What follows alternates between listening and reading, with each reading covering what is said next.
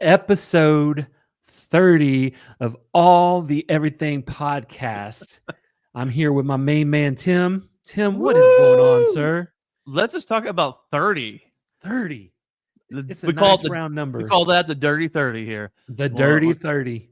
The dirty 30. Man, Wow. and we're gonna bring it. Yeah, I feel like it was just like episodes ago we were talking about here we hit our 20s and we were so thrilled to finally be in our 20s and all the things we went through in our 20s. But you know, Right? we've learned and grown from our 20s so we can step confidently into the 30s. It's like we're adults now. It's like real life, right? Say don't so. When I actually turned 30, let's see. Once I turned 30, I had a son who was 9 years old at that point. Oh man. Wow. So it take me back, and my daughter would have been 6. Wow. So that's where I was at when I was 30. What Yeah. about you? What do you have your measurements at 30? My 30, I turned 30. I was in Ecuador on my 30th birthday. What were you doing in Ecuador? I was on a mission trip down there. Oh, We were okay. working at this orphanage. I was with my old small group. Michelle was in med school. And no, I'm sorry. She was in residency at that time. But yeah, we had a good time. It was a really cool trip. All right. Well, that's good. That was our 30s flashback brought to you by AARP. That's okay. Right. Not a sponsor, but maybe one day. Maybe.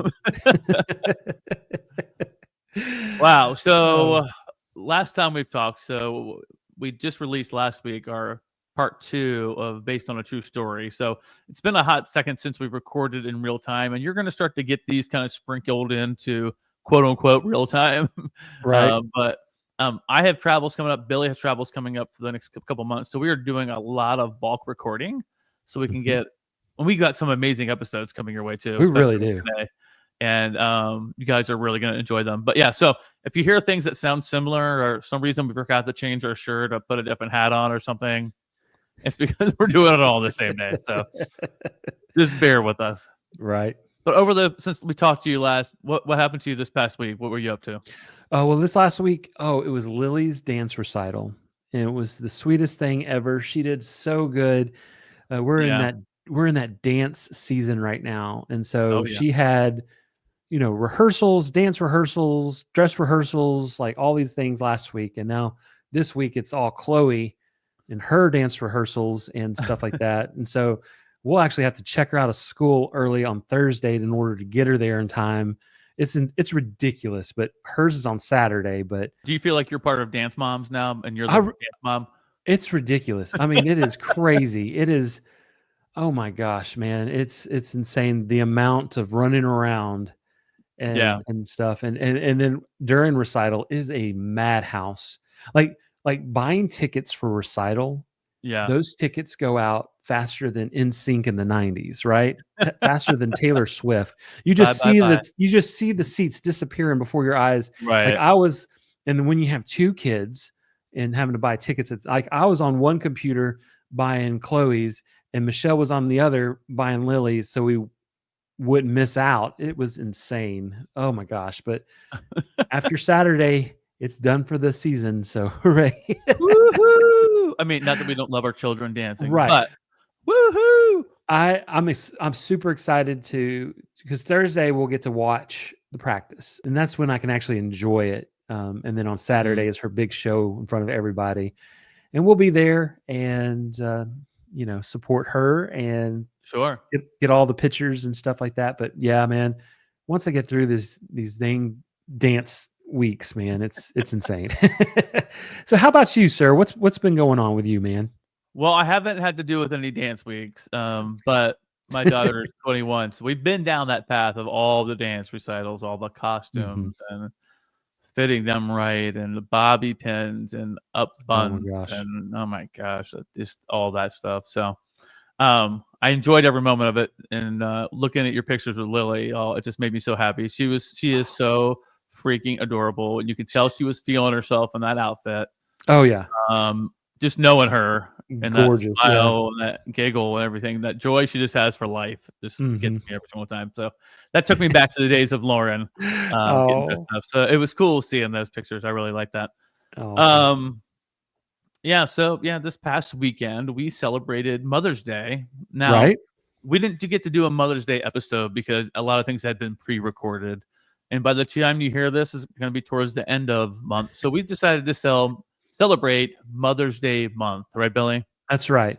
I mean, every day is Mother's Day. It's all for the Amen. moms, right? You know, they do such an amazing job. I know my mother, oh my Yeah. gosh. Oh my gosh. And my grandma as well. And then Michelle, Michelle was killing it. made perfectly for our two girls. And so, yeah, God, goodness gracious. How Yeah. special are moms. Yeah. They are. And see Leslie in that role as a mom, especially over the years, you know, because, you know, they're the confidant, the hugger, the caregiver. Even though dads, you know, we've shared our story. Go back and listen to our story about stay-at-home dads. We won't get into it all here. But, you know, everything that we do as well. But watching her just step into that role, not only when they were young, but through high school, through college, and now dealing with adult children is a whole different ball game. You think that it'd be much easier, and it's not. It just comes with a whole nother things of protectiveness, but you got to step back because they're older and all that stuff. But you know, Leslie, she's an amazing mom, and yeah, we're blessed to have her in that role for sure. Amen. So anyhow, yeah, we celebrated Mother's Day, but before that, we just had got back from our time at the top performer retreat that we do for our top agents and their spouses. We're down in Destin, Florida, and we had an amazing time. We were thankfully blessed with great weather almost every day except for like one, and you know, just a lot of camaraderie getting together. And Billy, you know what it was like when we stayed together in Brooks Lake Lodge, right? That feel of going to bed together, waking up together, being under one roof for the most part. That's what I always envisioned this happening and capturing that for Top Performer Retreat. And we've done that now for 3 years. So it's fun. It's just fun having those moments together as a team and having their spouses involved, which is a huge deal. Right. Absolutely. Yeah. The pictures looked awesome. The charcuterie looked amazing, sir. You did so good on the charcuterie board. I know we talked about that. Thank you, sir. They brought it. So I saw the pictures. It was very nice. You know what? I mean, I have the vision for it and I do a lot of the cutting and things like that, but Leslie is also a great help. She's turned into an amazing charcuterie assistant. That's good. Maybe if you asked her, she said that I was the assistant. I don't know. But either way, we work together as a good team. So I got to give her a shout out for that as well. But one last thing I wanted to share with you today. This is specific for you, and I wrote it down when I was upstairs. They did a story on the Today Show this morning. It was about a 10-minute segment that they said that the Southern accent is actually fading away. And in about 20 years, there will be no longer people with a Southern accent. What? I'd like to hear your 2 cents on that. Oh, I know I have a little twang in my voice. You got it. I'm not as bad as, you know, some, because my family's from California. You know, my grandpa was in the Navy, and so they moved from California to Mississippi. So I do have a twang though, because I grew up there and I grew up in Alabama. So I do. And I like to say y'all. I will always say y'all forever. That's like one of my terms, right? But you've got me saying y'all all the time now. Oh yeah. I say y'all to everything, and I feel like an imposter when I do it. No, no, you're good. Yeah. So y'all, but yeah, I feel like, you know, there's some deep accents, man. The kind of stats they gave, it was specifically for Georgia. Georgia was really well known for a real Southern. They have that more debutante. Yeah, exactly. Yes. And so what they were saying is that so many people who love Georgia have moved from up south or up north down to Georgia. So the people coming in aren't Southerners, so they don't have that accent. So they feel like it's being diluted because of that. But kind of like everybody back in the studio, they're like, nah, because they have a lot of people who are from the South. They're like, trust me, there are plenty of people that have that accent. It ain't going nowhere. Ain't going nowhere. It's going to stay. Yeah, but as soon as I saw that, I was like, I got to ask Billy his opinion on where the Southern accent's going. But I mean, I guess Florida's the same way. Florida's not a Southern state, even though it's in the southern part of the country. But, yeah. You know, because all the snowbirds or whatever. True. Over time. Yeah. So, yeah, I guess I could see Georgia getting taken over. Yep. Yeah. But they didn't mention Alabama or Louisiana. Bama strong. Yeah. Roll Tide. And they didn't mention South Carolina either or North Carolina. So it was really specifically about Georgia, but I think today they were just trying to fill time on the show. And we're like, they had a few minutes. It's like when Billy and I had to come up with a topic for the podcast. They're like, "What should we do?" And they're like, "How about we talk about people losing their Southern accent?" That should fill 4 minutes. There you go. Well, there ain't nothing to it but to do it. Are you ready, my friend? You better believe it. Let's get into all the everything, y'all.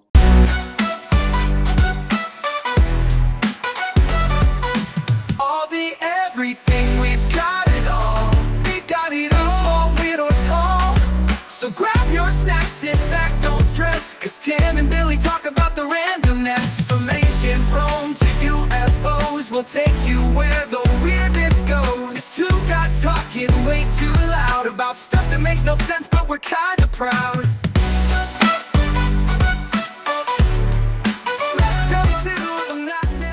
Well, we'd like to welcome everyone back for another amazing episode of All of the Everything podcast. As always, you know, I'm Tim Sawhook, and I'm joined by my man, the man in the coffin, the man wrapped up like a mummy, the man who howls at the moon, Billy Parchman.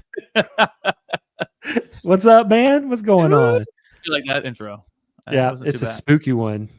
Maybe a hint. A little hint. I wonder what we're talking about, y'all. Well, you know what? Let's tease them no longer. Today, Billy, we're talking about what?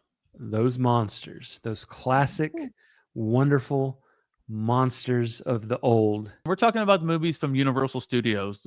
They were the original monster makers back in the day, and those are the movies we're going to be covering today. Billy and I, we each have a few different stories to talk about. We'll go through a couple other things as well. And with this episode, we're also celebrating today. What, Billy? What's this day all about?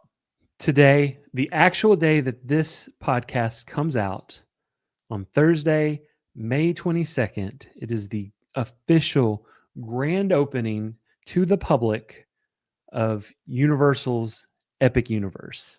Oh, and it is very epic. And includes, that park includes what, Tim? Monsters Universe. It is filled with spooky surprises, and we're going to talk more about that a little bit later. But so Billy's like, you know, we have Epic Universe opening today. We have monsters in there. Let's go for the classic Universal monsters. And I couldn't have said yes any quicker. So I love this stuff. So Bill, you want to go first? Or you want me to go first today? Hey, I think we're both starting off with some heavy hitters. So if you don't mind, I'll take it and then do it. Awesome. I'm all ears. Okay, well, here at All the Everything podcast, you know, we dive into all the things, right? From the funny to the freaky. And today we're going to get a little freaky. Not that kind of freaky. Yeah, a little creepy. This is not a Puff Daddy party. No. So today, you know, we're talking about those classic monsters. And this time, we're cracking open that lightning charged legend himself, Frankenstein's monster. I said Frankenstein's monster. So let's just go ahead and say this. Frankenstein is the doctor, right? The monster doesn't have a name. And more on that in just a little bit, if you will. Yeah. So let's rewind a little bit. When I say a little bit, let's take it back to 1931. Okay. Wow. Oh, way back. Universal Pictures released Frankenstein, and it's directed by James Whale, and it's starring the one and only Boris Karloff as the monster. And it's loosely based on Mary Shelley's 1818 novel, Frankenstein, or the modern Prometheus. And I do mean it's based off of it loosely. This movie shaped the version of Frankenstein that you see in your mind, right? Yeah. And so here's what goes down in the movie. Dr. Henry Frankenstein, he's not yet Victor like he was in the book, is obsessed with conquering death. He's holed up in this old watchtower turned lab, right, with his hunchback assistant, Fritz. Not quite Igor yet, but so Fritz is his assistant. Their goal, to build a man from corpses, zap him with lightning, right, and give him life. They succeed. The monster awakens in this legendary scene. It's alive! It's alive! You like the drama? I love the drama, and I love that line. Okay. Yeah, it's iconic. Oh, yeah. But things immediately go south. Fritz, Fritz, man. Gosh, Fritz. He's so cruel, and he torments the monster with fire and a whip. And talk about the brain that they put in the monster of Frankenstein. Yeah. They accidentally use the brain of a criminal, not just a normal brain, but a criminal's brain. And so, yeah, that doesn't help the situation. Now, the monster eventually kills Fritz. Henry, the doctor, and his mentor, Dr. Wellman, they sedate the creature. And then Henry's like, okay, enough of me playing God. I'm done. I'm just going to go and I'm going to get married to my lady. Okay. I'm out. I'm done. Here you go, Dr. Wellman. You take over. Okay. And so he does. And so they had sedated the monster. And so Dr. Wallman, he thinks, oh, you know what? This is a good opportunity for me to dissect the monster while he's under, anesthesia or whatever. And so that does not go his way. And so the monster wakes up and kills the doctor. And so after that, he escapes to the countryside. Then comes one of the most famous and tragic scenes in cinema. The monster meets this little girl named Maria, and they start tossing flowers into the lake. They're just to watch them float. They're really pretty. And so they're both throwing flowers into the lake, and then they run out of flowers. And so the monster, not just innocently, not knowing anything, he sees the little girl and she's pretty. And so he picks her up and he throws her into the lake so she could float. But she's a little one and so can't swim, and she drowns. And it's horrifying and it's heartbreaking. But Maria's death sends the village into chaos, obviously. Yeah. They're wielding torches, they form a mob, and they're going to hunt the monster down. Now, meanwhile, the monster breaks into Henry and his lady Elizabeth's wedding celebration, and he attacks her in her bridal suite. So all this is going down. She survives, but the mob's rage just intensifies, just reaches that boiling point. And so in the final confrontation, it happens at the windmill. Henry is cornered by the monster in the top of the windmill, who throws him off the top of the windmill. Amazingly, he survives, but the monster is trapped inside this windmill. And so what do the village people do? They burn the windmill down. Yeah. And the whole thing just collapses in flames. And the movie ends with people toasting to Henry's recovery and to his health, while the monster is presumed dead. But yet, Universal is not quite done making money just yet. Let's just take a look at the things that kind of shocked the world when this movie came out, right? Do it. So Karloff's monster didn't just scare people. It defined what a monster should look like. He had the flat head. He had the bolts in his neck. He had those heavy eyelids and those massive boots. All this wasn't in Shelley's book, right? This was for the movie.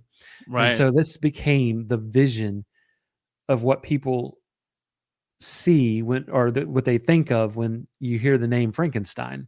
Right. Now, back in the day, there was this legendary artist. His name was Jack Pierce. He was a makeup artist, and we'll hear this name a couple times today. But he did the makeup for this, and it would take 4 hours every single day to apply. The costume weighed 48 pounds and also included like steel rods in his leg that gave him that slow lurching walk, that shuffle, that was totally intentional. And so could you just imagine like carrying around that costume? No, that'd be insane. That's crazy. That's crazy. But when you think of Frankenstein too, you also think about those moans and those grunts. He was not the smartest. He was like this big Hulk, if you will. Yeah. But in Shelley's version in the book, he spoke eloquently. He was smart. In this one, he's that brute. That's what made him scary. That's what made this so iconic. Yeah. But it also, it's what gave people sympathy for him, right? Because he was like a child in many ways. Let's listen. Let's learn a little bit of some weird and wild trivia from this movie. Ooh, I love it. Yeah. Originally, this film was almost banned in the U.S. because of this one line that was in the movie. In the name of God, now I know what it feels like to be God. So that was said in the movie. And back in the 30s, it was considered wildly blasphemous. And so originally it was censored by a thunderclap in the movie, like the editing. So that was kind of their work around it back in the day when people were up in, uproar about it. Right. And now Boris Karloff's name isn't not even mentioned in the credits. They wanted to keep the monster mysterious. They wanted to give him just that vibe, right? And so when you watch the original credits, it says the monster question mark, which I thought was really cool. So they didn't even give him credit in that because they wanted to keep that just so, spooky, I guess, if you will. And another thing that I thought was really neat was that, when you think of Frankenstein, you think he's green, right? Yeah. Well, when they were filming, he had a greenish gray makeup applied to him because that's what looked best on the camera because this was in black and white. Oh, yeah. They didn't actually give him a color until colored posters came out. And on those, they made green to give him more of the eerie monster look, which, that's kind of crazy because that's so iconic. Oh, it is. And then in the 1970s, there was a series of cereals. Cereals were very popular back in the 70s, especially those sugary ones. So Frankenstein had a couple of own breakfast cereals, one being Fruity Broody. Yummy, right? Fruity Broody, yeah. And then you have the Frankenberry cereal. That's the most popular, I feel. Yes, and then you have his little friend, the Yummy Mummy. But nothing says horror like pink marshmallows. Yeah. Scare you to death. Especially when you look at the ingredients. You're like, oh my God, run! Could you imagine oh my goodness. Yeah. Back in the day when they didn't have all the regulation. Oh my gosh. We're just living our lives carefree and sick as dogs. Oh my goodness. So why has this monster stood the test of time? Well, first, he's the original misunderstood anti-hero. He's not a villain. Yeah. He doesn't want to destroy the world. He just wants to belong in the world. He wants to be loved. To understand. He just wants people to understand who he is, and that's what's so heartbreaking about this story. Is the emotional debt of why he keeps coming back is because, he's not evil. He's just misunderstood. So next time you see a hulking green stumbling around monster in platform boots, just remember it's Billy. It's me. He's more than a monster. He's a tragedy, a warning, a pop culture godfather, if you will. Frankenstein's monster is alive in every remake, every Halloween costume, every story about science that goes too far.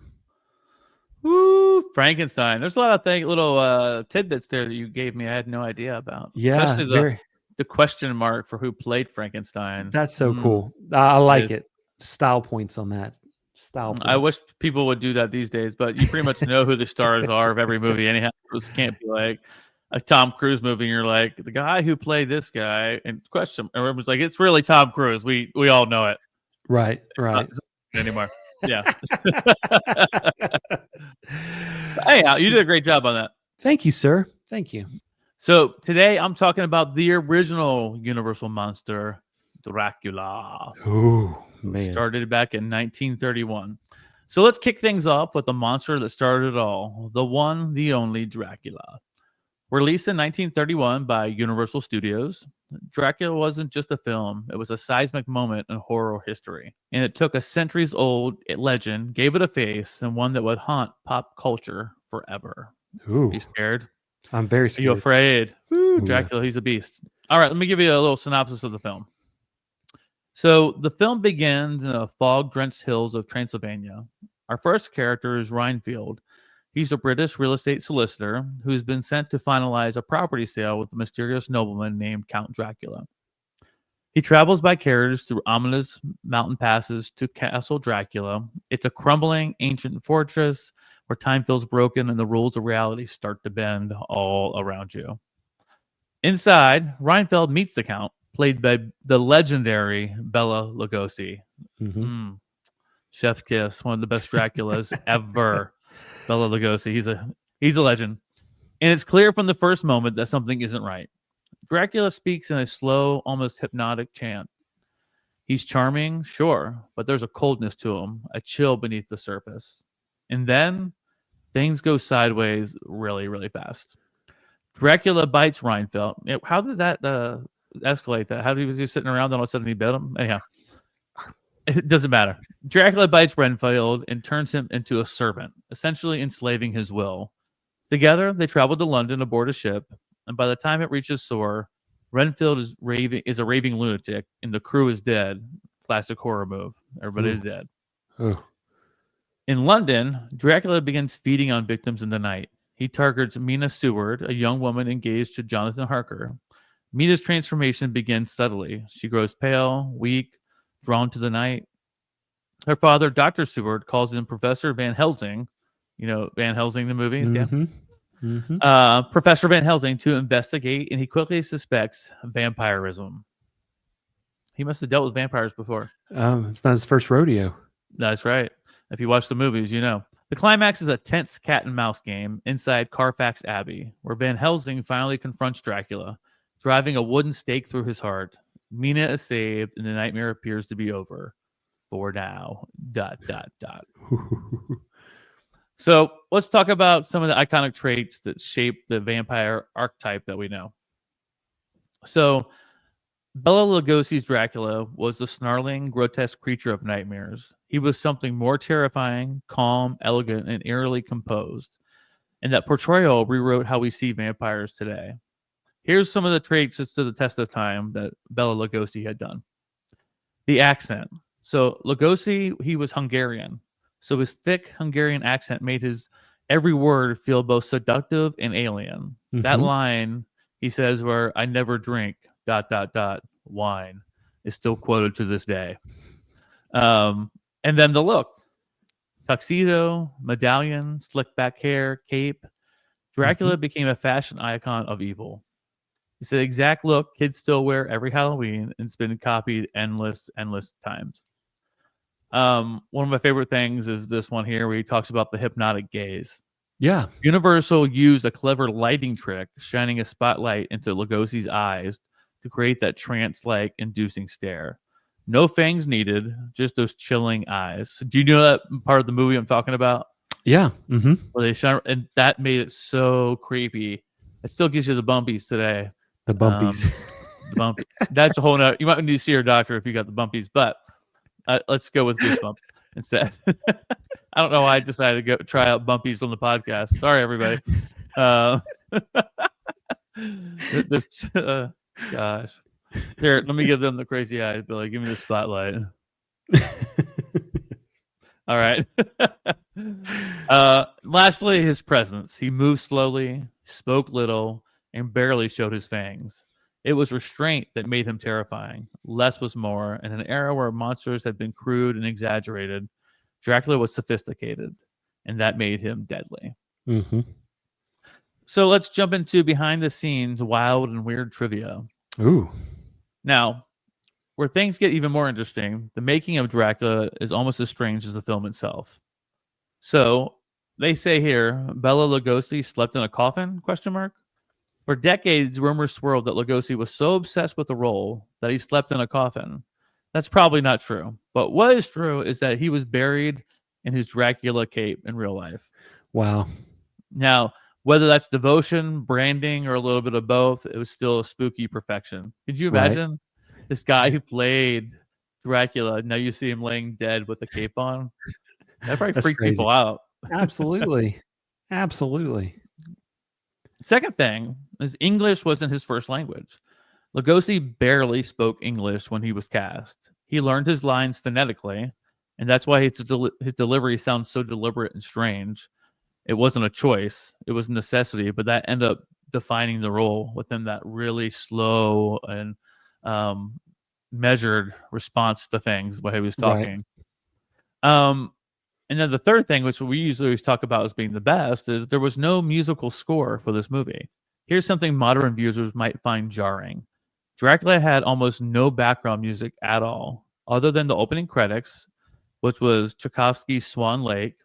The movie is dead quiet, and it adds this eerie, unnatural stillness, no music, no jump scares, just uncomfortable silence over and over again. Man. That's creepy. They also say the Spanish language Dracula might be better. At night, this is really weird. At night, after the English cast left the set, a second crew came in and filmed the Spanish version of the movie with complete different actors. Huh. Did you know that at all? I did not. That's a new fun fact. Yeah, I was blown away by that little fun fact. Critics now argued that the Spanish version, with the same set, same story, is more dynamic, more emotional, and frankly, a better film. Can you imagine? That's crazy. But it didn't have Bela Lugosi, and that made all the difference. Right. And we had to start with real bats, real rats. The production used actual animals in some scenes. Bats fluttering, rats crawling across the stone floors. They added an authentic creep factor the audience weren't used to. Yeah. Yeah, I could imagine you on that set with the bats. It was bad enough watching that video of you trying to get that bird out of your garage, and I was having a panic attack. I'm like, Duck, run! Just run for it! Let him start a new life in your garage. That thing dove at my head too, man. That was. If you have no idea what we're talking about, which you probably don't, go back on our Facebook page and see Billy try to get this bird out of his garage. It was pretty funny. Oh, it was pretty epic. Yep. Well, epic. Good word for today. Exactly. Wink. So, yeah. So here's Dracula's legacy, the birth of the modern monster.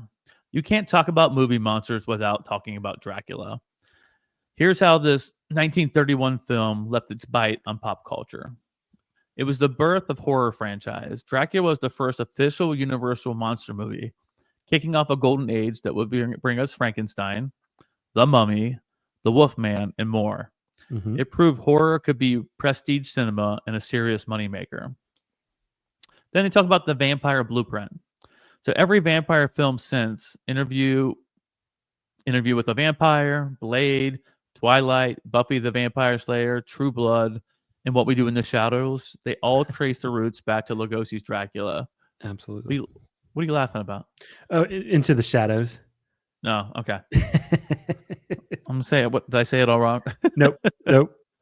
Woo, good. So yeah, they all kind of trace back to Lugosi's Dracula. They have all of them have that kind of part of them in there. And then there's the pop culture immortality. Dracula became a Halloween staple, still is.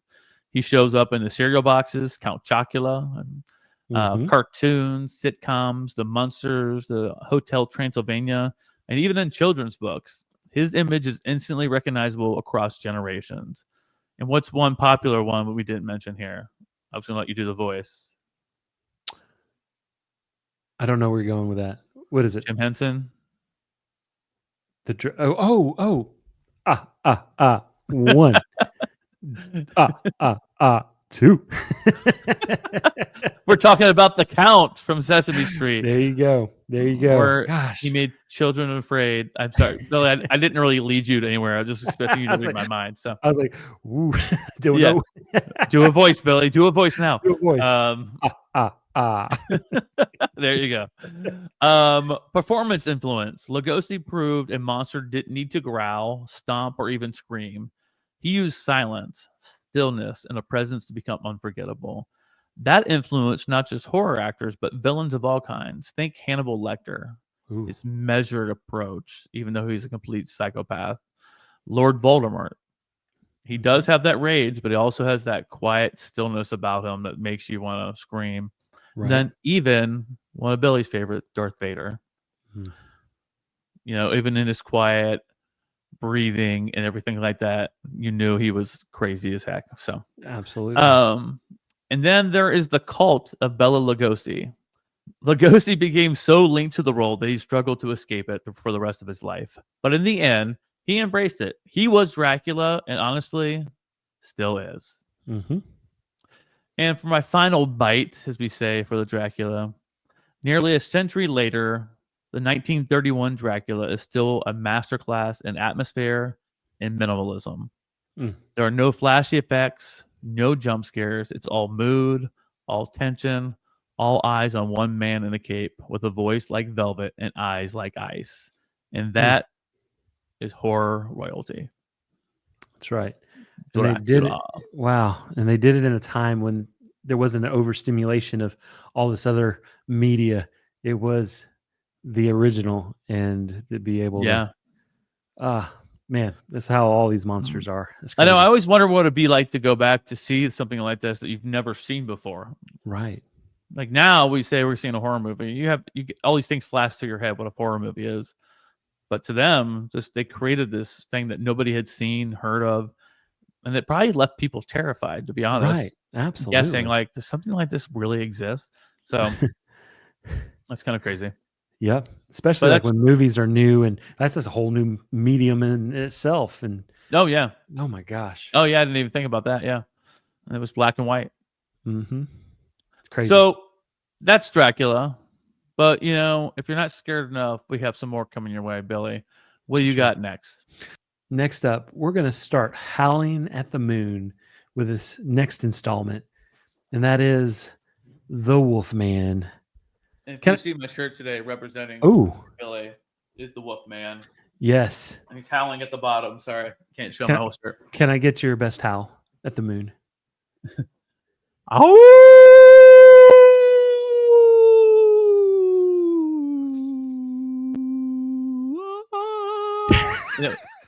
And then we match pitch together. That was very good, sir. Let's hear yours. Well, see, I would, but here's the thing. At this exact moment, right? And as we're recording this, right outside my window is a gentleman that's replacing my windshield on my van. He may give you a better discount, Billy. You're not getting off the hook. We need to hear your howl. I don't want the authorities to come. Nah, he'll just get done. Oh. It's pitiful. You sound like a little baby wolf who needs his diaper changed. That's exactly right. But when this guy leaves, we'll do a call back to it, and we still want to hear your howl. Deal? Deal. Okay. We'll do that later. We'll allow it. Go ahead. Okay. So let's travel to 1941 when Universal Pictures released The Wolfman, directed by George Wagner and starring Lon Chaney Jr. as Lawrence Talbot. This cemented the template, though, of all the werewolf stories to come afterwards. Lawrence Talbot was a globe-trotting American, returns home to his ancestral estate in Wales after he hears that his brother mysteriously died. He finds his brother's corpse brutally mauled in the moors. Oh my goodness, could you imagine? No. So his brother, I guess, is missing, and he goes there to Wales and he finds him. That's crazy. While investigating at night, Talbot stumbles across a gypsy werewolf played by who? By Bela Lugosi. Yes, sir. In a cameo, he bites him before disappearing. By day, Larry has no idea what's coming. But when the moon is full, he is transformed into a vicious werewolf with superhuman strength and a serial killer instinct. His first transformation ends with him unknowingly attacking the villagers and even killing his dear friend, Sir John. Could you imagine? No. I'm sorry, John. Sorry, John. Horrified by the carnage, Talbot wakes up with no memory and is consumed by guilt. So he doesn't know what happened, but he can feel the guilt. That's crazy. He seeks the help from Dr. Lloyd, but there's no cure, just folklore.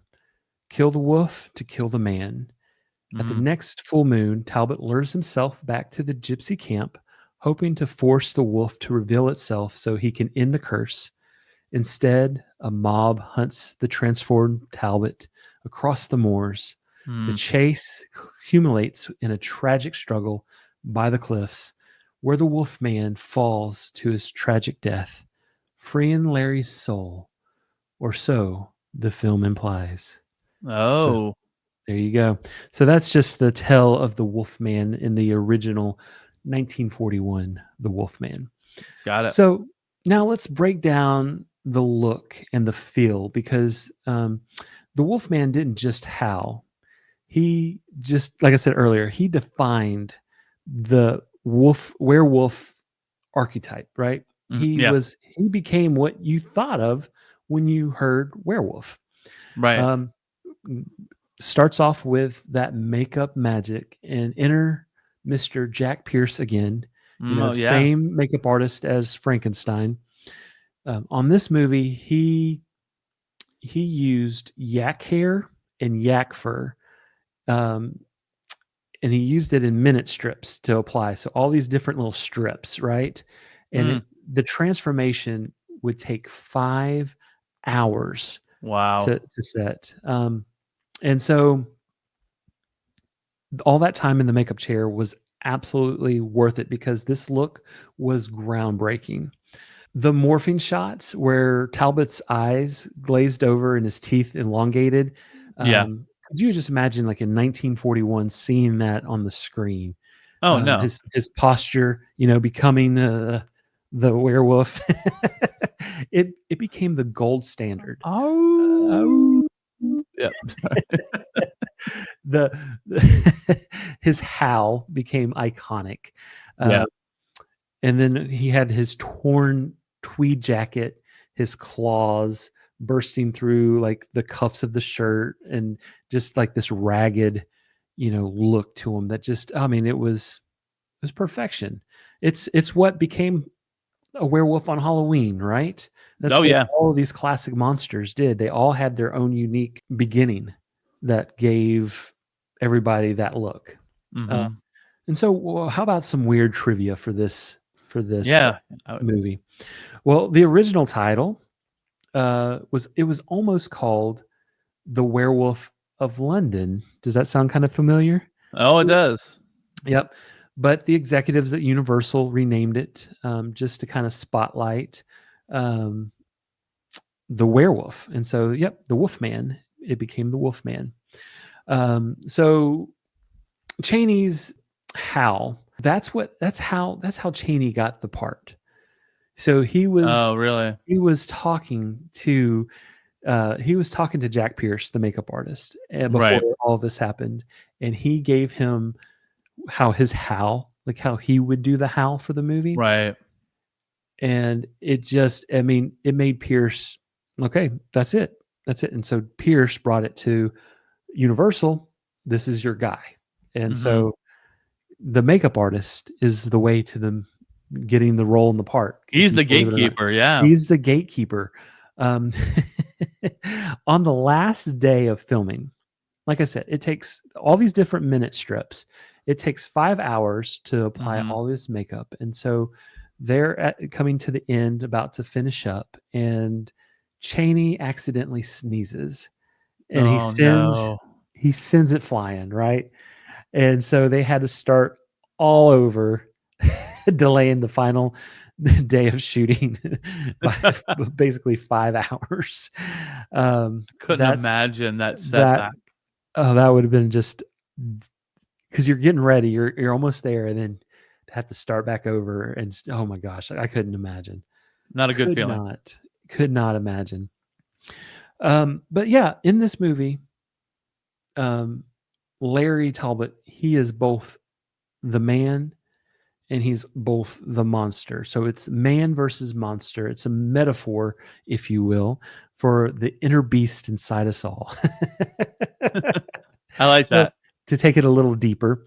So writers have used the werewolf to explore everything from adolescent rage in Buffy the Vampire Slayer to just transformation, or in Underworld with Kate Beckinsale, right? Oh, yeah. Oh, man. I had the biggest crush on her back in the 90s. It's ridiculous. That sounds about right. Yeah, it's about right. So next time you hear that lone howl in the woods, just remember, it's not just folklore. It's a classic horror distilled in fur and fang. The Wolfman's Curse is a cautionary tale about fate, rage, and the beast that we keep locked up inside. Ooh, that was great. The only thing I was surprised you didn't mention is like how it transformed like the Thriller video. Talking about the werewolf and the transformation. That was like the first time we saw some epic makeup done for the Thriller video. The Thriller video is iconic. Like I remember when you, back in the early 90s, right? Yeah. Go into Blockbuster Video when those existed. What? Yeah. They had the making of Thriller with a full-length Thriller video that you could rent. And I remember renting that multiple times as a child. Yeah. Like, and watching that. Iconic. It's mesmerizing watching it. It really is. Yeah. Iconic. But yeah. Anyhow. That all stems from the Wolfman. The original. Yeah. I love that so much. Good job on that. You too, sir. Thank you. All right, moving along. We're going to take you to 1932 with one of the origin stories of one of the Universal's monsters, and that is the Mummy. Ooh. So, ancient evil reawakened in the Mummy in 1932. All right, let's dig into another one of Universal's iconic monsters, one that isn't stitched together like Frankenstein or seductive like Dracula. This one is dry, dusty, and absolutely cursed. That sounds like me in the morning. Dry, dusty, crusty, and then absolutely cursed for the day. Maybe not that bad. Dusty. So we're talking about The Mummy, released in 1932, a film that blended ancient mythology, forbidden love, and supernatural horror, and in doing so, created a cinematic monster that is still with us today. So I'm going to give you a little synopsis of the film. The story begins in Egypt, 1921. A British archaeological team uncovers a tomb containing the mummy of Imhotep, an ancient high priest who was buried alive for committing a forbidden act, trying to resurrect his dead lover. All the story sound familiar to you? Now, Princess Anakasuman, how do you say her name from? I think it's right. You did better than I would have ever. Yeah, I'll go back to it.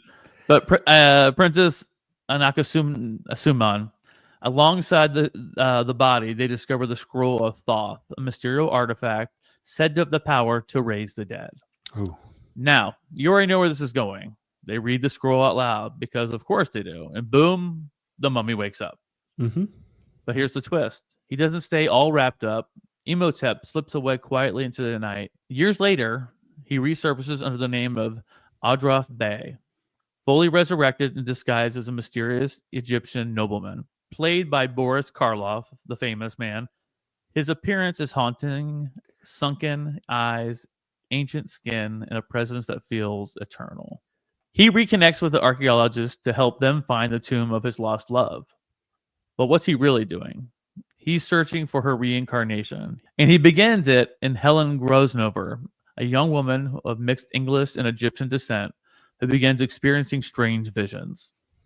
Now, Imhotep tries to use the Scroll of Thoth again, this time to kill Helen and resurrect Anaksuman's soul and her body. But before the ritual is complete, Helen remembers her past life and prays to the goddess Isis, who intervenes and destroys the scroll. With this power source gone, Imhotep crumbles into dust, literally. In a slower-paced horror film, but full of tension, romance, and dread, it was unlike anything moviegoers had seen at all at that time. Sure. So, let's talk about iconic traits that define the monster. So, what made the Mummy stand out? Why does this dry, slow-walking figure still haunt our imagination today? Timeless horror. Imhotep isn't just a bandaged ghoul. He's a tragic figure driven by eternal love and an unholy desire to reverse death. That complexity gave him emotional weight. And let's talk about the look. When you talk about Karloff's makeup, those iconic bandage, the weathered skin, the dead eyes, it was revolutionary. His wrapped up appearance only shows up briefly, but it's burned itself into pop culture forever. And then there's Karloff's voice. Unlike Frankenstein, who was silent, Karloff's mummy spoke slowly and hauntingly. His voice was dry, raspy, ancient, and it felt like sand being poured into a tomb. And then there's the cursed element. The Mummy introduced the idea that disturbing ancient tombs could bring about supernatural revenge, that trope. You open the tomb, now you must pay. That became a horror staple for years to come. Mm-hmm. So, Billy, would you like some weird and wild trivia behind the tomb? I mean, I would be mad if I didn't get it. That's what I wanted to hear. Now, we've talked about today a lot about the makeup, right? Yeah. So the makeup for this took 8 hours. Karloff's transformation into the mummy was intense. The full wrap costume took over 8 hours to apply, made of cotton, collodion, and actual mud to give it a cracking aged effect. Oh. He could barely move or breathe once he was inside of it, which is awful. You can't breathe. That's crazy. Yeah, that's not good. Now they say there was only one full scene when he was actually in his full bandages. Surprisingly, the iconic mummy wrapped version of Imhotep only appears once in the beginning for just a few minutes. Most of the film shows him as Aldrath Bey in disguise with wrinkled face makeup and intense close-ups. So I guess if he was getting the 8-hour treatment, it wasn't every single day. It was just that's nice. The movie. Yeah. Inspired by Tutankhamun, King Tut mania, after the discovery of King Tut's tomb in 1922, the world became obsessed with Egyptology. Sure. The money capitalized on that fascination and built its horror around ancient mystery and mysticism. Now, the Scroll of Thoth was pure fiction. While Egyptian mythology does mention Thoth, the scroll itself was invented by the filmmakers. But it sounded so real, many people believed it was based on a true artifact. Nice. And then, no sequel for Karloff's Imhotep. Despite its success, Karloff never returned to the role. Later mummy films reused the concept, but focused on a different mummy, Karis, and leaned more into the action horror territory, which is, I think, it's really interesting. I don't know if Karloff was just getting older because he's been doing these films for a long time, right? Or he didn't want to be wrapped in makeup for 8 hours a day. I don't know. Let's talk about the legacy and pop culture influence. The Mummy in 1932 might not get as much a spotlight as Dracula or Frankenstein, but its influence is enormous. Here's how he left his mark.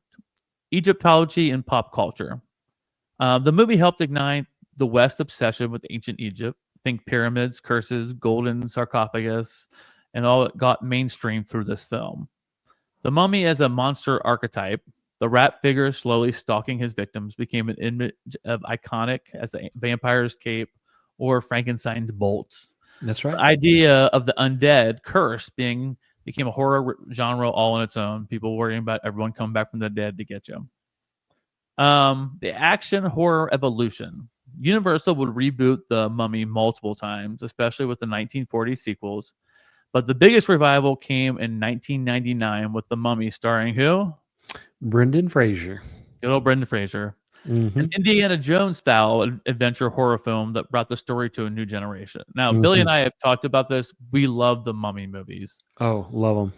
All except the one in 2005 where he goes to like China to like battle this king that has been like encased as clay figures and war figurines and stuff. Have you seen this one? It didn't. Who was in this one? Was it Brendan? It was Brendan Fraser, but his wife was different. It was a different actress. And this is after the Scorpion King.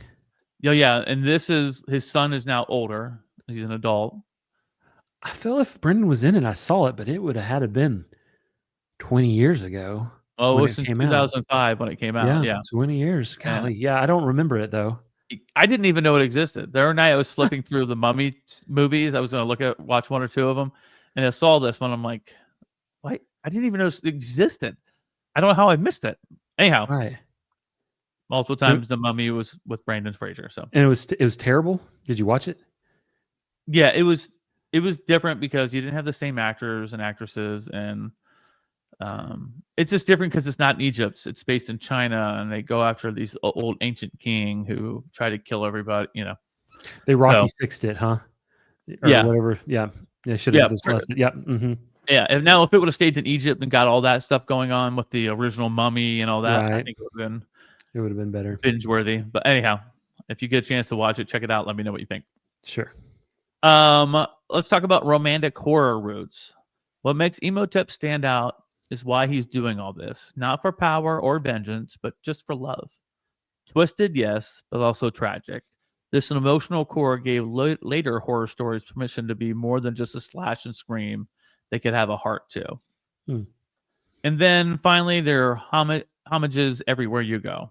From Scooby-Doo to Doctor Who, the Mummy has been spoofed, referenced, reimagined, and everything from cartoons to comics to metal bands. The phrase "you'll be cursed" is practically a meme at this point. Mm-hmm. So the final thought, fear that stands the test of time. At its core, the Mummy is about love that defies death and the terrifying cost of trying to rewrite fate. Imhotep, who wasn't just a monster, he was a man who couldn't let go, who'd risk eternity to bring someone back. That's what makes this monster scary, not just because he's old or undead, but because he reflects something deep in humanity, our inability to accept loss, our desperation to undo the past. And that never goes out of style. That's right. And that is a story of the Mummy. Love it. Well, that's what I have from the Mummy. Billy, what is your last monster today? I'm excited to hear all about it and kind of creeped out too. Yeah, this one, when I was juggling which one do I want to end with, like there's so many to choose from, like with the classic one. And, I decided that I wanted to go with the Phantom of the Opera. Oh. And so a little, this one is iconic because you might, when you think of Phantom of the Opera in your mind, you think of the musical, right? Yeah. Well, did you know that this was a silent film back in the classic Universal days? And so, the Phantom of the Opera, he's half man, half myth, all menace, right? He's the original tortured villain who haunts the shadows and demands the center stage. Oh, so let's set the stage, if you will. Look at that. Well done, sir. Well done. Thank you. It's 1925. Universal Studios releases The Phantom of the Opera, and one of the most iconic roles in horror history. It's based off the 1910 novel, but this film dials up the gothic horror and just the visual spectacles. And here's how it plays out. Oh, so musical today. I love it. Bringing all the drama. Yeah. Sorry. Just cracked myself up. That's ridiculous.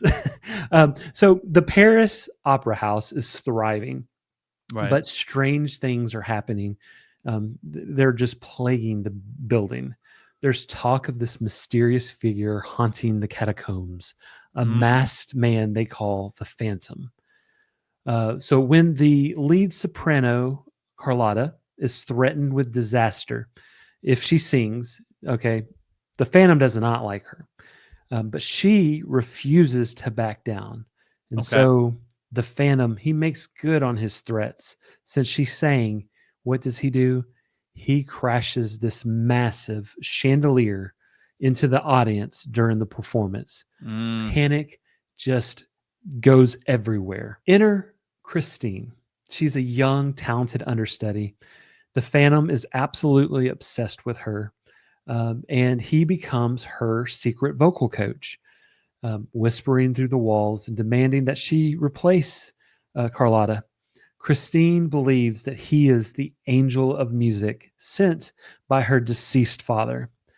But when she unmasked him in a secret meeting in his underground lair, cue one of the most iconic reveals in horror history, we see Eric, the disfigured phantom, and all of his skeletal, sunken eye glory. He's furious and tells Christine that she must never see the outside world again. You know, how romantic is that? Oh, that is. I mean, nothing like being kidnapped. That's right. love. That's love. Meanwhile, Christine's childhood friend and love interest, love triangle, Raoul, catches wind of all of this and he plans a rescue. The Phantom captures Christine once more and threatens to destroy the entire opera house unless she agrees to marry him. The climax involves angry mobs, secret tunnels, and the final confrontation. The Phantom, betrayed and hunted, escapes. Then he is cornered and beaten by the enraged crowd. It's a silent film, yes, but the drama is loud. Can I just say, back in the early days, it seemed like people were just chronically bored, and they're like, "What? Let's form a posse. Let's form a posse. Let's go after them. I'm gonna get my boys, and we're gonna handle things." Yeah, this is what they did. Get your pitchforks. We're gonna take care of this. Every story has an angry mob. Exactly. We're Beauty and the Beast in this, man. Gaston's leading the way. Just calm down, all right? Go back and watch some TV. Anyhow. That's right. Just chill. Just chill. So let's talk about the Phantom's look, because this is what made Chaney an absolute legend. Chaney designed and applied his own makeup for this. Oh, he really? used wire, cotton, this black paint to kind of pull his nose down. He distorted his lips. He hollowed out his cheeks.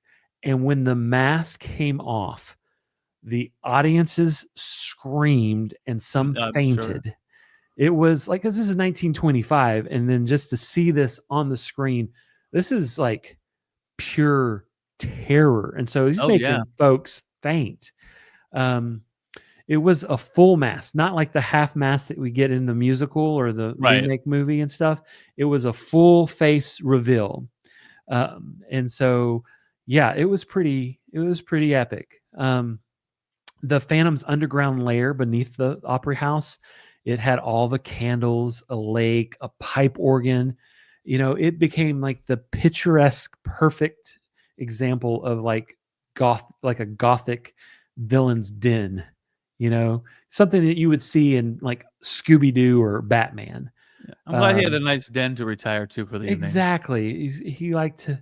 I mean, he might have been underground in the catacombs and stuff like that, but he liked to live nice. He's real fancy. Of course. Pinkies up, right? The cape, the hat, and the shadows, his silhouette, his gliding movements, he was a theater guy, so his theatrical gestures made him both really creepy and very elegant, almost like a cursed ballet dancer with a vendetta, which made it really cool.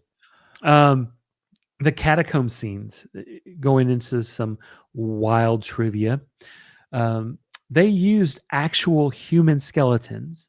Oh, did they really? Yeah. Universal reportedly acquired them from a medical supplier because, it's a different era, different rules, no OSHA.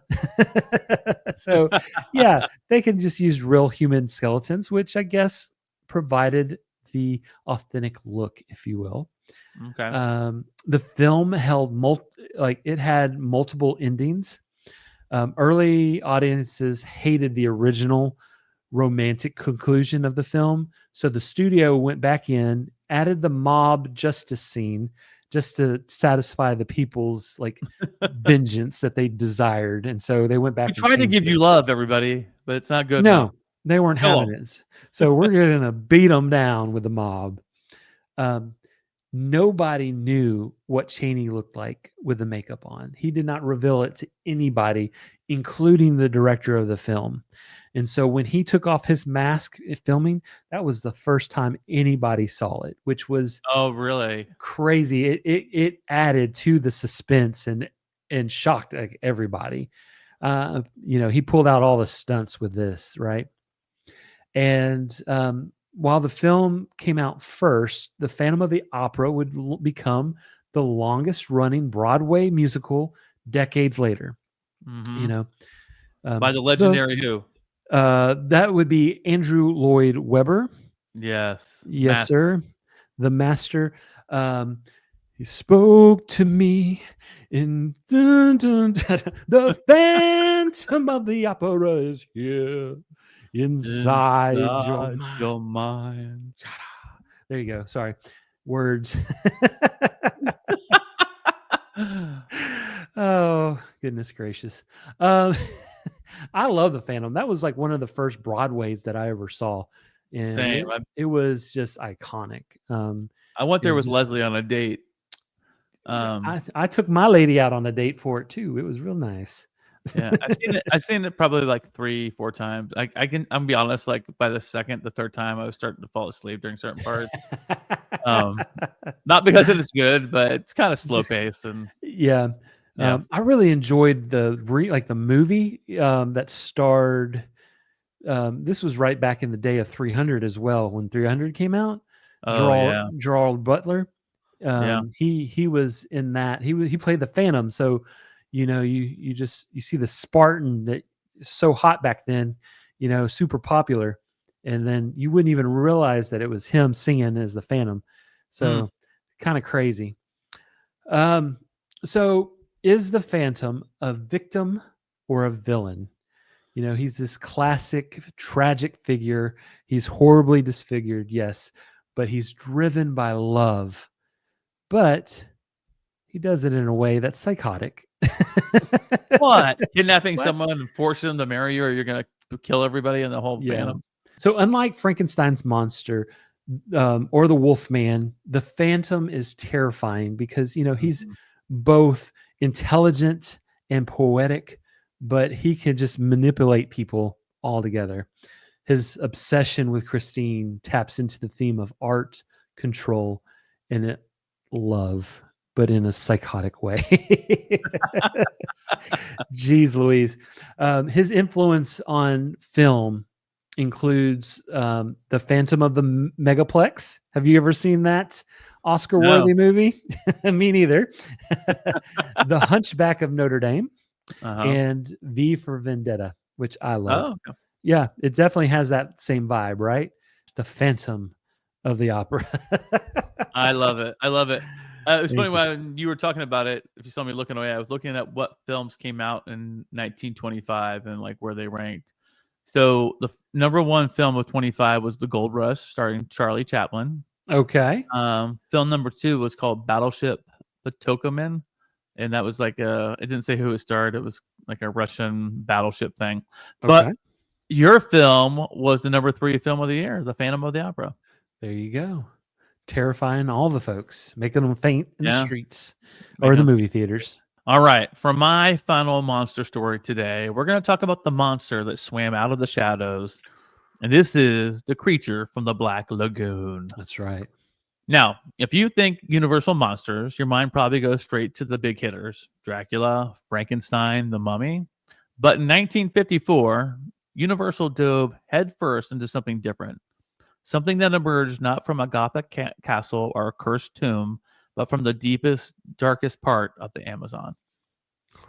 Enter the Gill Man, better known as the creature from the Black Lagoon. This monster wasn't created by an ancient curse or mad science. He was a relic, a living fossil, something prehistoric that refused to die out. And in many ways, he was ahead of the time. So let's get into it. Here's a little bit about the film. The story begins with a scientific expedition to the Amazon. A group of paleontologists uncovers a mysterious fossilized claw embedded in a rock, a hand, webbed and clawed, that seemed to belong to an unknown species. Intrigued by the discovery, they followed the trail deep into the uncharted jungle, aboard a steamer called the Rita, into the mythic Black Lagoon. But here's the twist. It's not just a fossil. The creature is real. It's alive, and it's watching. So the creature, later nicknamed the Gill Man, is part man, part amphibian, with glistening scales, gills on the sides of his head, and a humanoid shape. Ooh. He's a survivor, lurking in the depths of the lagoon, defending his territory. Things take a turn when he sets... I feel like we've said that every single time. Things take a turn. They're turning. They're turning. Something's going down. Things take a turn when he sets his sight on Kay Lawrence, the expedition's sole female scientist. People were still creeping on females back then. Like, read the room. Creep on a guy for once. All right. Anyhow, that's an airy, almost tragic beauty to the way the Gill Man is drawn to her curious, possibly infatuated personality. This builds to one of the most famous scenes in horror history. Kay swimming serenely at the surface while the creature mirrors her movement from below, unseen but just only inches away. Eventually, the Gill Man begins picking off members of the crew one by one, using his strength, stealth, and aquatic advantage. After several failed attempts to capture or kill him, the crew wounds the creature in a climatic underwater battle. He retreats to the depths, mortally wounded, or so we think. The ending is ambiguous, like all great monster tales. Did he die, or did he simply disappear back into the blackness, waiting for his next victim? So, let's talk about some of the iconic traits that set the creature apart. The Gill Man is often overlooked in the monster pantheon, but make no mistake, he was groundbreaking, and here's why. Fully aquatic design. Unlike the other universal monsters, the Gill Man wasn't undead, cursed, or stitched together. He was natural horror, a living being evolved and terrifying in his own right. Dual environments. The creature could move on land and underwater, which gave him the unpredictable presence. You never knew where the next attack was going to be coming from. But like in other films, there was tragic loneliness. Like Frankenstein's monster, there was something sad about the Gill Man. He wasn't evil. He was isolated, ancient, maybe on the last of his kind. And it gave the story a melancholy edge that stuck with the audience. Now let's talk about the look. The costume, green, scaly, and textured, all done without CGI or digital tracks. It became instantly iconic. You see that silhouette and you know that's the Gill Man or the creature from the Black Lagoon. You ready for some wild facts and wild trivia? Absolutely. Well, buckle up, son. Here we go. Inspired by a fishman legend at a Hollywood party, producer William Alland heard a South African myth at a dinner party about a half-human, half-fish creature in the Amazon. That single conversation planted the seed for what would become the creature from the Black Lagoon. Mm. So 2 actors actually played the creature. One actor, Ben Chapman, played the Gill Man on land, while another, Rico Browning, handled the underwater scenes. Why? Because Browning could hold his breath for 4 minutes. No scuba gear, just pure lung power. Shot in 3D. Yep, this movie was originally released in 3D, and that's why some shots linger or feel oddly choreographed. They were designed to pop off the screen. For 1954, that was high-tech stuff. Sure. I couldn't imagine. Now, we talked about makeup and stuff. They say this suit was a nightmare. The Gill Man costume was made of rubber and latex, and it took hours, they didn't say how many, to get into it. Ugh. Once inside, visibility was almost zero, and the actors could barely breathe. Browning later said that was the worst part was acting underwater. It was not drowning. Like people might think drowning's worse. It was probably acting underwater rather than drowning. The famous swim scene was nearly cut. That gorgeous, eerie underwater ballet between Kay and the creature. It was almost scrapped for time. Today, though, it's considered one of the most beautiful scenes in horror film history. So let's talk about the creature's legacy. It's ahead of its time. The creature from the Black Lagoon just didn't make a splash. It left ripples, all that's still felt in the modern horror era and sci-fi today. Environmental horror. The film raised questions about the humanity's invasion of his home. They were down there stalking around the Amazon. And that's a theme that we'd see again in Jaws, Annihilation, Avatar, and even the Godzilla reboots about them coming into their area and disrupting things. Mm-hmm. Then we talked about monster as victim. Like Frankenstein's monster, the Gill Man was misunderstood. He became the blueprint for sympathetic creatures, misjudged by humans, capable of connection, but feared mostly because of his appearance. And then influence sci-fi icons. You can draw a direct line from the Gill Man to Xenomorph in Alien. Just a monster in Alien, I guess it's called Xenomorph, I guess. Anyhow, both are lurking predators from hostile environments. Even, okay, here's what you talked about before. Even Guillermo del Toro said that the creature inspired his Oscar-winning The Shape of Water. Do you remember The Shape of Water? Oh, I love The Shape of Water. Yep. What reimagines the monster as a romantic figure. Yeah. And Hellboy too. Same thing. Yeah. It had a cult following. The creature might not have the franchise power of Dracula, but he's a fan favorite. Merch, costumes, statues, and even reboots have been in development over the years. The love runs deep in these horror circles. Still waiting for a modern reboot. Universal's Dark Universe was supposed to revive the Monsters movies, including The Gill Man, but fizzled after The Mummy of 2017 with Tom Cruise. He blew that one. Tom Cruise is a great actor, but that was a horrible movie. Yeah. in our opinion. Right. Fans still hope the Gill Man will rise again. So, final thought, the monster in the mirror. Creature from the Black Lagoon was more than a creature feature. It was a reflection, a mirror showing how we react to the unknown. The Gill Man didn't choose to be feared. He was just that. And in that fear, we saw our own tendency to destroy what we don't understand. He wasn't just a monster from the depths. He was a reminder that the scariest things in nature might be us. Boom, boom, boom. Boom. It is crazy.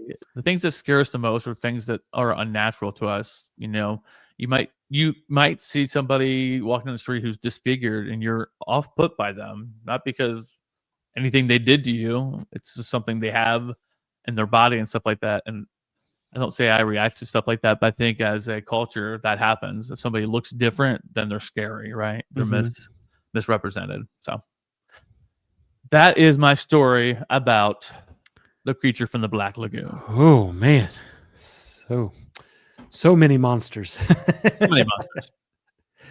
Well, we got a couple things wrapping up today. Billy, why don't you kick us up with yours? Okay, yeah. Kind of going back to the fandom and the times that this movie came out. Yeah. There was a lot of drama that came out from these type movies. Like we said earlier with Frankenstein, there was a whole bunch of clapback from some lines that were talking, that were said in the movie. But yeah, before like there was jump scares or buckets of fake blood, and horror movies, they worked in the shadows, like literally and legally.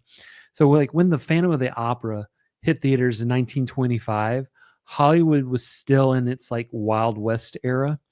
And what that meant was studios could push the boundaries, especially in horror, showing darker themes of like obsession, murder, psychological manipulation. The Phantom kills, he kidnaps, he haunts. It's all driven by an unhinged love. It was disturbing, but it was allowed, which was surprising for the time. But just a few years later, in the 1930s, the Hays Codes, aka the Motion Picture Production Code, came a knocking. This was a set of strict moral guidelines that dictated what could and could not be shown on screen. Some of those things were you couldn't show sympathy for a criminal. You could not show excessive horror or gruesome detail, right? You could not allow morally ambiguous endings. And then there was definitely no grotesque makeup that could be seen as offensive. So these codes came out after like the Phantom of the Opera, and did different movies like that. So they basically saw all that it was doing and said, hold up, wait a minute. And so they created this guidelines for the too shocking of things. And so what happened? Filmmakers got really clever, right? Yeah. As the horror adapted because of the censorship, monsters became more tragic than terrifying.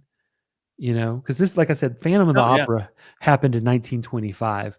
Frankenstein and Dracula 1931 and later. So they became more tragic. Violence was moved off camera and left to the imagination. And the villains had to be punished clearly to satisfy these moral standards. So they wouldn't let the villains win because of these codes and this censorship. Isn't that crazy, right? It is crazy. And so the Phantom, in many ways, is the last of the uncensored classic monsters. His story is messy, it's emotional, it's brutal, and it paved the way for decades of horror that had to hide behind like metaphors and shadows and suggestions, not actually seen on the screen. So the next time you see like a horror villain cry or stare longingly and at someone they can't have, just thank the Phantom because of how creepy he was and everything. He created this whole law that changed the whole way horror movies were made. And so that was thanks to the Hays Code. So there you go. That's so interesting. Yep, just a little fun fact. What is a fun fact? Now, speaking of fun facts, let's talk about the intro to the Universal monster era. Yes. You may say this is Hollywood's first cinematic universe. Oh, yeah. So before there was the MCU, before Batman and Superman or the Avengers ever shared the screen, Hollywood already had a cinematic universe, and it was born out of darkness, shadows, and screams. Welcome to the Universal Monsters era. The first shared universe in film history where iconic creatures crossed paths, haunted dreams, and they built the very foundation of modern horror. It all began in 1931 when Universal Pictures released two game-changing films, Dracula, starring Bela Lugosi, and Frankenstein, starring Boris Karloff. These weren't just horror movies, they were actual cultural events. Audience had never seen anything like them, like you were just talking about. Brooding castles, chilling performances, and monsters that felt larger than life. They were terrifying, but also strangely human. Following their success, Universal doubled down. Over the next 2 decades, they rolled out a lineup of now legendary creatures.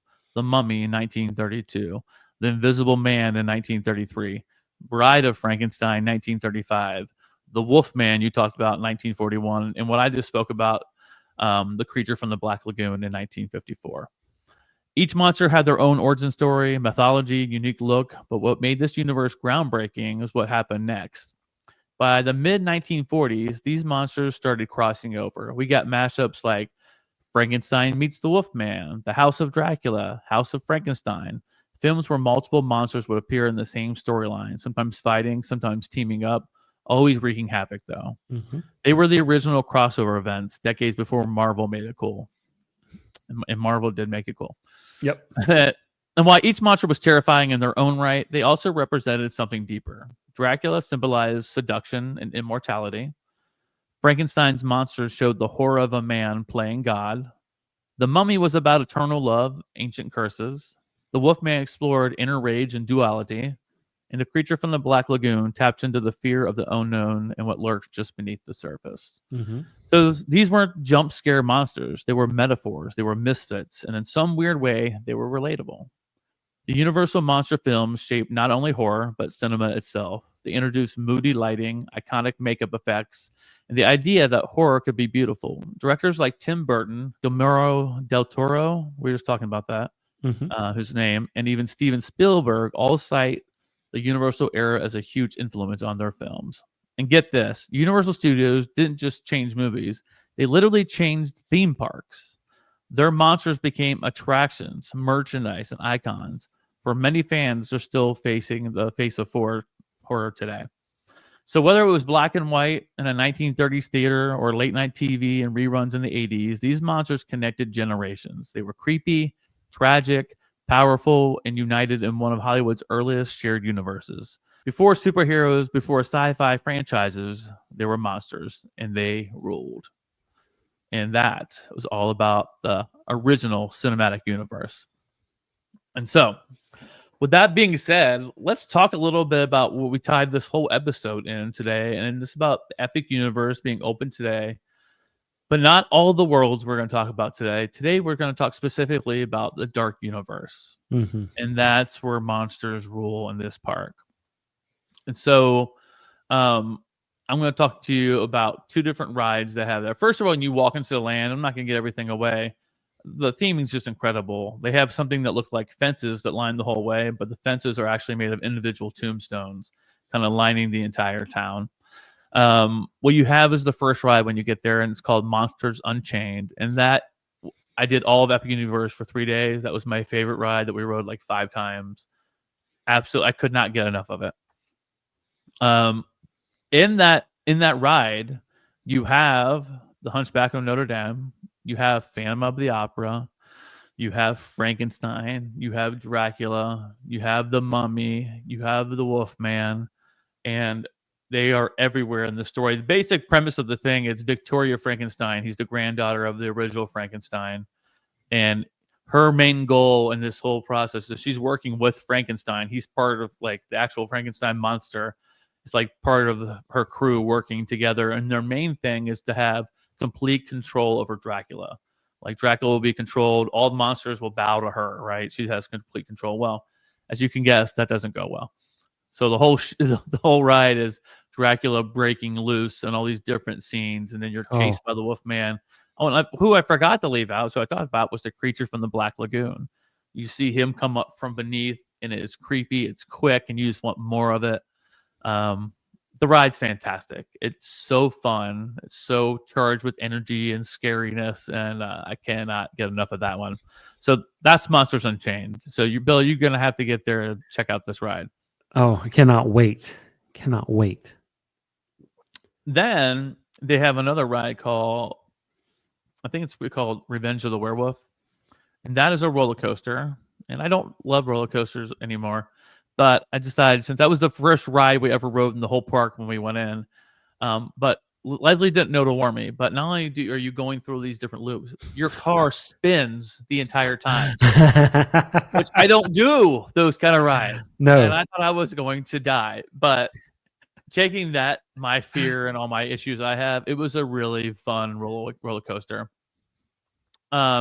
Something cool that happens there, and Billy talked about this with Frankenstein about the burning of the windmill, is they have a big thing called the Windmill Tavern, and anytime you hear the town square bell ring, you have to head over there because it catches on fire.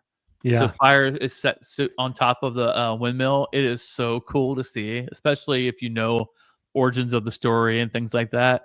It's amazing. It doesn't last for long, so once you hear that bell, you've got to get running and get over there. It's not too far away from when you hear the bell. The land itself is not massive. It just has those 2 major big rides. They do have a place where you can get monster makeup put on, any age, young kids to adults, which is really fun. They have got a couple restaurants there to eat at, and the food's good. And then they have roaming characters all over the place. They had the Invisible Man out all the time, which has been so fun. I never went and engaged him. There were so many people around him, but it was really fun to see. Igor, he is out. Igor has become the new Tally the Elf from Disney's Very Merry Mickey parade. Like, you know, that whole thing. Igor is the new Tally. I kid you not. If you're on TikTok, it's hilarious. Yeah. I mean, they're so quick-witted and just interactive and just like all of it. Oh, it's so good.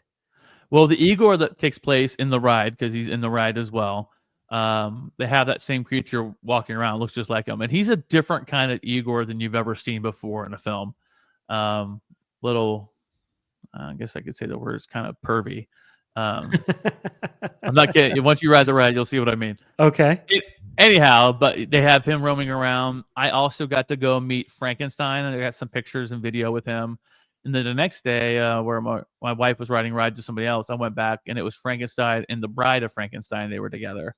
So I had some fun interactions with them. It was really funny because you'd say stuff to him. Like, you know, I'm in love with, I would say, like, I'm absolutely in love with your characters. You guys are awesome. And he's like, what is love? And you're like, oh. Then, I mean, they spent a lot of time with so many people. When I was the very end, I was like, give me a high five. And he's like, what's a high five? So you got to put your hand up and bring his hand. Look, you touch them. And that's how you know your friends, and you say goodbye. So it was really fun interacting with all the people roaming around in there. Obviously, it's themed beautifully, very scary.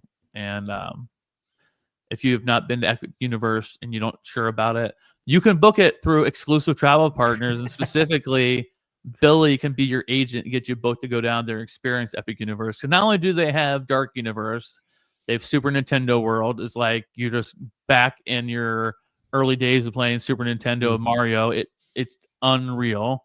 They have Isle of Berk for How to Train Your Dragon. Theming is off the hook. They have the Ministry of Magic for another Harry Potter land that you go in, check it out. They have an amazing ride there, and eating and dining around. And they also have, do you know the other worlds? Celestial Park. One of the most epic roller coasters that I've seen video of. Yeah. Can't wait to partake. Celestial Park kind of connects all the lands, portals, all the lands that you run through. That's what you enter into. Oh my gosh, Celestial Park, that ride killed me.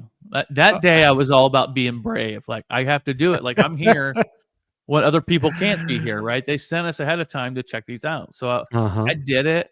Billy, I thought I was dead afterwards. I don't know if you saw the video. I saw the video Leslie posted, and you might think Tim's playing it up for the video. Like, and if you know Tim, you know, like, when he's speechless, like in the video, like he can't find the words, and like, that's real. He's shaking right now.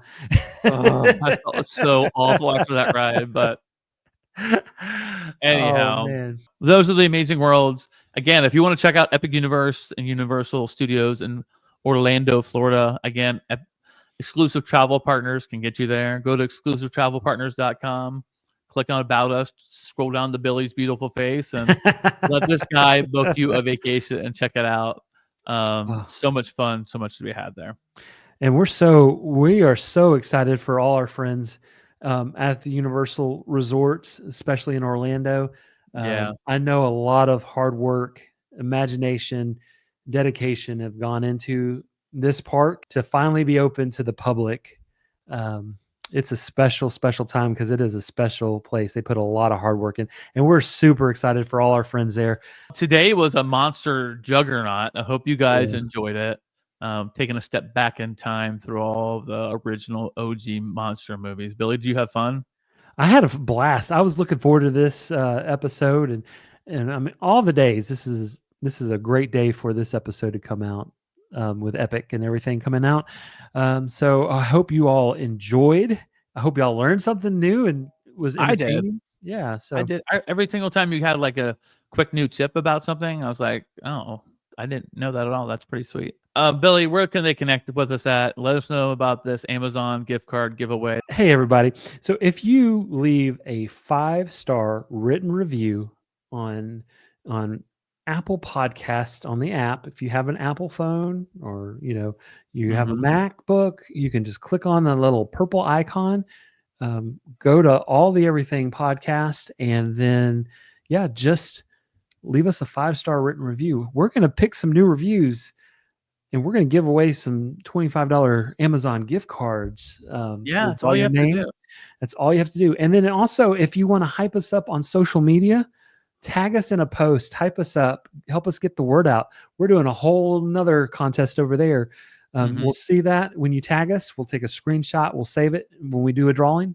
You can also win another $25 gift card. So there you go. It's just money on money on money, folks. We got it for you. And here's the deal. Make it rain. We got thousands of followers, and we only have like a handful of reviews. It's not adding up. So we are going to start to track IP addresses of who download the podcast. We're going to come to your home and make you write that review. He's giving real fandom vibes right now. Yeah, I know. I was getting ready to say it. We will both be wearing half a mask, so you'll know it's us. But yeah, we would really appreciate it. And we appreciate you guys just tuning in, downloading the podcast. We ask that you share it with friends and family if you like it and they think they might enjoy it. We'd appreciate that as well. So, absolutely. Again, thank you guys so much for joining us today for another amazing episode of All the Everything Podcast. I hope you guys have an amazing day and a great week. Bye, y'all.